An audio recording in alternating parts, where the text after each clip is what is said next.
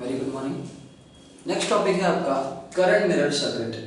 Current mirror circuit में खास बात ये होती है कि जो आउटपुट करंट है और जो इनपुट करंट है ये दोनों करंट्स बराबर होते हैं current mirror.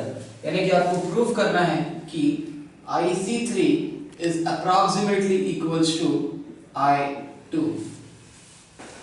Current mirror circuit में हम दो ट्रांजिस्टर लेते हैं Q1 और Q2, दोनों को हमने बैक टू बैक कनेक्ट कर रखा है।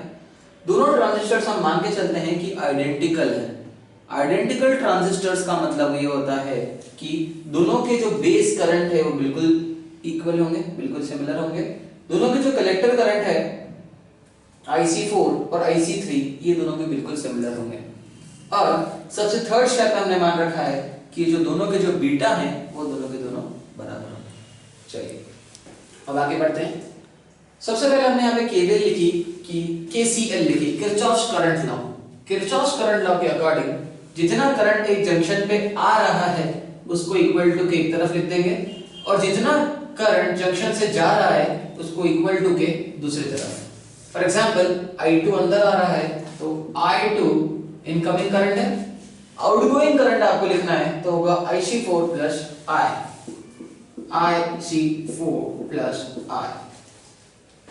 अगर आप I करंट की बात कर रहे हैं तो I पे इस नोड पर फिर से अगर आप KCL अप्लाई करें तो आपको दिखेगा जो इनकमिंग करंट है वो I है और जो आउटगोइंग करंट है वो है आपका IB3 प्लस IB4।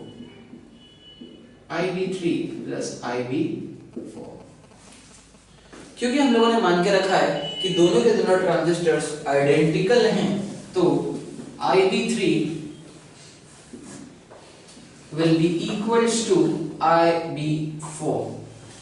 तो अपन इसको लिख सकते हैं कि I equal to twice of IB3। इस I करंट की वैल्यू को हम यहां से रिप्लेस करेंगे, इस वैल्यू को यहां पे जब हम पुट ऑन करेंगे तो हमको मिलेगी I2 is equals to IC4 plus twice of IB3। Next step में हम लिख सकते हैं, क्योंकि हमने लिखा है कि अगर दोनों के दोनों हमारे ट्रांजिस्टर्स आइडेंटिकल हैं तो दोनों के कलेक्टर करंट भी बराबर होंगे। तो IC4 we know that IC4 is approximately equals to IC3। इस IC4 को हम यहाँ पे रिप्लेस कर सकते हैं IC3 से, तो I2 is equals to IC3 plus twice of IB3। चलिए और हमको ये भी पता है कि इक्वेशन वेल नोन इक्वेशन है कि आपका जो IC होता है IC is equals to beta into IB। तो अगर आपको IB की वैल्यू निकालनी है तो वो होती है IC upon beta equals to IB। इस IB3 की जगह यहाँ पे लिख सकते हैं हम IC3 अपॉन बीटा। तो नेक्स्ट स्टेप में यहाँ से कंटिन्यू कर रहा हूँ।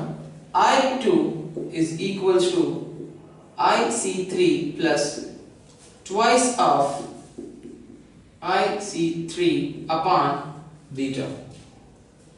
दोनों में से IC3 कॉमन ले लेते हैं तो I2 is equals to IC3 into 1 plus 2 upon beta. अगर ट्रांजिस्टर का जो बीटा है वो बहुत हाई है तो 2 upon बीटा वैल्यू निग्लिजिबल हो जाएगी। तब आप लिख सकते हैं कि I2 is approximately equals to IC3। I2 is approximately equals to IC3।